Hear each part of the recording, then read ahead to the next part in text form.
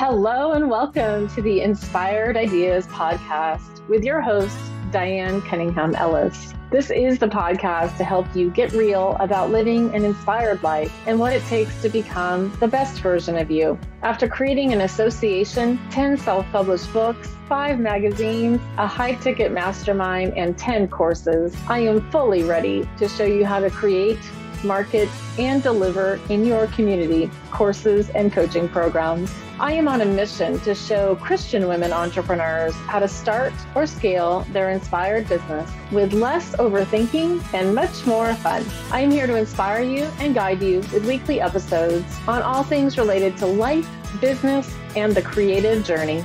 Let's dive into this week's episode.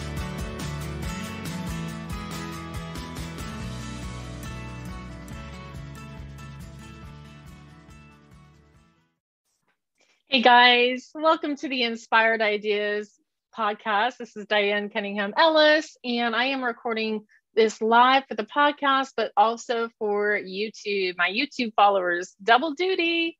So today's episode is about 3 mistakes that you might be making as an entrepreneur. Ready? 3 mistakes you might be making as an entrepreneur. So let's just go ahead and dive in. Mistake number 1 that I see a lot in entrepreneurs is a lack of action. A lot of thinking, a lot of running around up here on my brain in the overthinking zone, and a lot less action taking, a lot less experimenting. So this is a big mistake. This is a big mistake because you're not going to know if you never go, right? One of my favorite quotes of my own, not to like pat your own back, but sometimes it's good to pat your own back. It's really actually very important to celebrate your own self and to acknowledge your own expertise. So, but if you don't ever try the thing, if you're constantly just in research mode, then not much is going to be happening. Not much happens. You don't get any feedback. Like I just experimented with a different way of sending an email. That just happened right before I'm recording this, and you're going to be listening to this way after that. But I just did an experiment, and hey, it seems to be working. But it's too early to tell. So if I'm in that lack of action, that's going to lead me to lack of knowledge, right? So I want you to really begin to get into action-taking mode. And you can really, you want to step into that as a mindset. I'm a bold action taker. On my wall behind me, it says experiment. It says experiment in big, bold letters.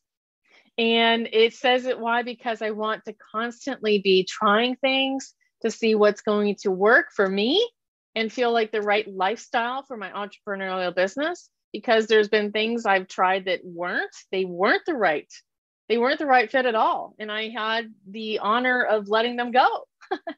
You too will have the honor of letting things go. And it is an honor. It's an honor to be able to start. We're really great at starting, but hey, it's a really deep honor to be able to finish, to be able to say, hey, this has served its time. This was a great season. And many of you have followed me for years, but for those that are new, I created the National Association of Christian Women Entrepreneurs. I experimented really pretty big, really pretty in public, and I launched that in 2010. And then in 2015, my coach at the time, Kadina, suggested that I might be done and I might want to sell it. And this caused me to burst into tears. I couldn't even imagine it. What am I going to do? Who would buy such a thing, right?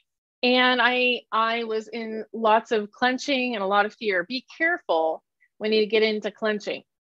Be careful when you get into, I'm the only one. You're not the only one. You're not the only coach. You're not the only person that can do this. You're certainly not the only person that could lead whatever it is. I mean, I'm Diane Cunningham Companies, and I'm Diane Cunningham, but I was able to sell a giant portion of the business. I mean, I sold a big chunk of my business. So I sold the National Association in 2017. It took me a couple years to be able to get there, mentally, emotionally, and logistically, find the right person to take it over. And so I did. I took bold action to create it, to lead it, and to let it go. You with me? So mistake number one is that lack of action. It's just that constant. I mean, I see a lot of you researching and planning and researching.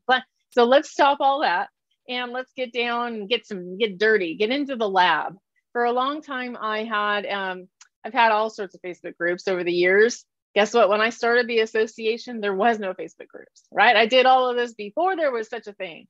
And so I've had groups I had one that was called the Heart Art Lab. What was it called?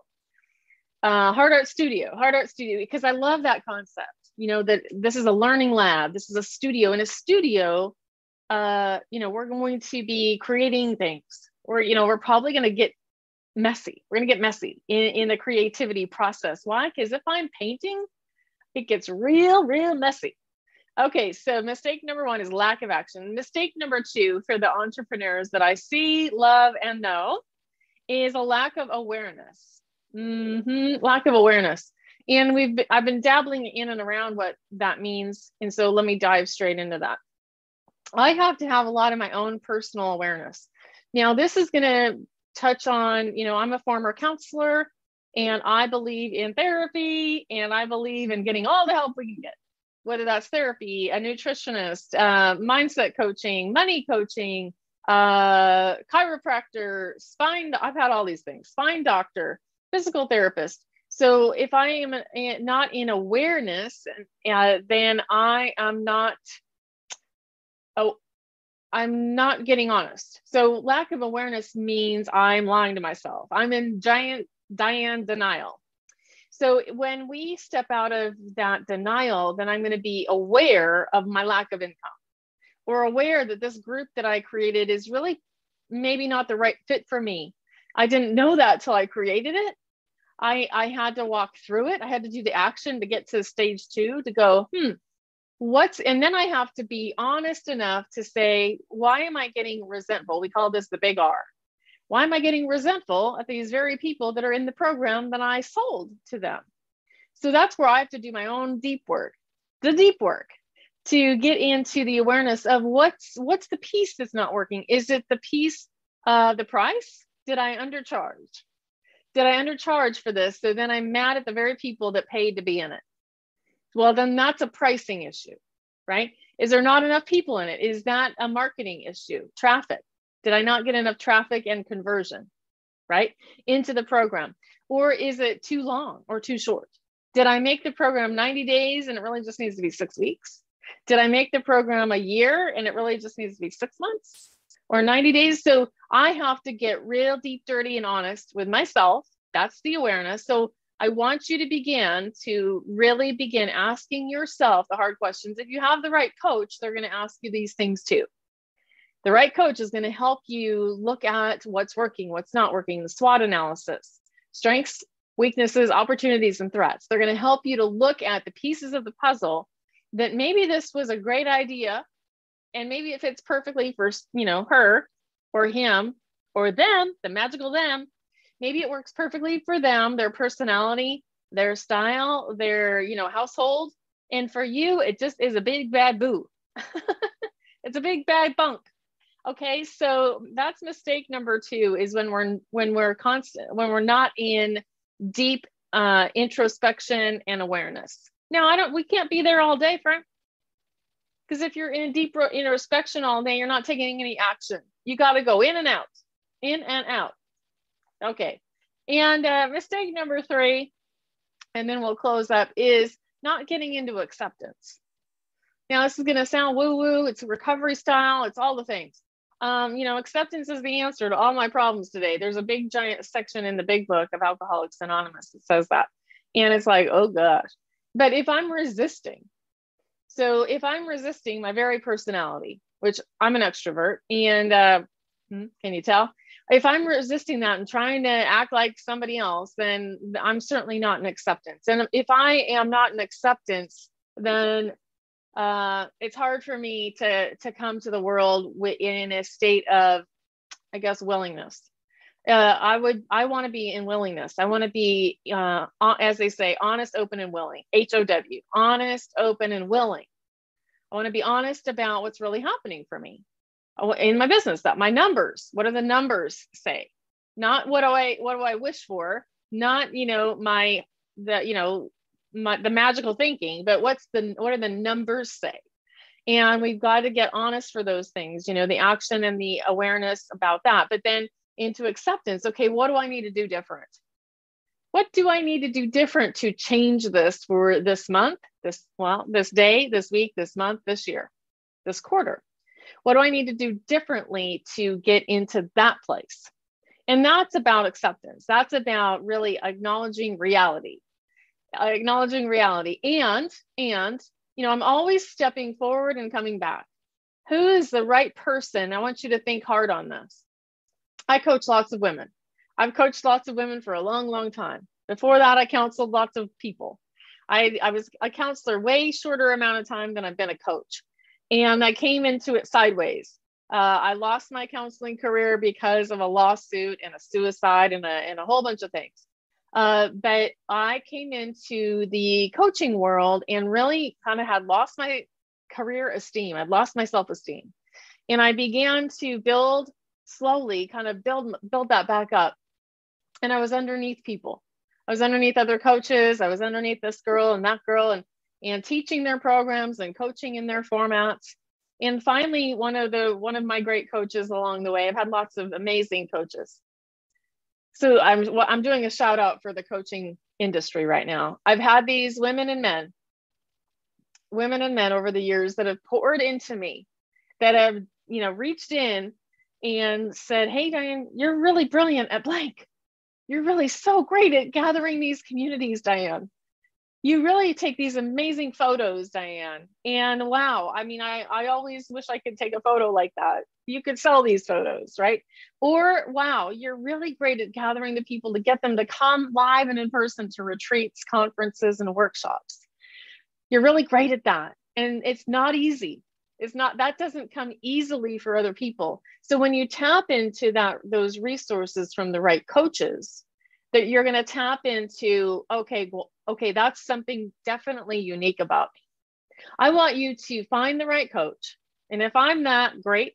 If I'm not that, then that's cool. Go find the right one. I'm interviewing my next coaches right now.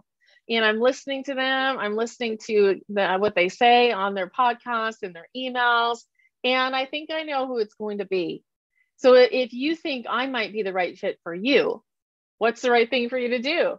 The right thing for you to do is just respond to this email, this blog, to go to my website, DianeCunningham.com, fill out the application.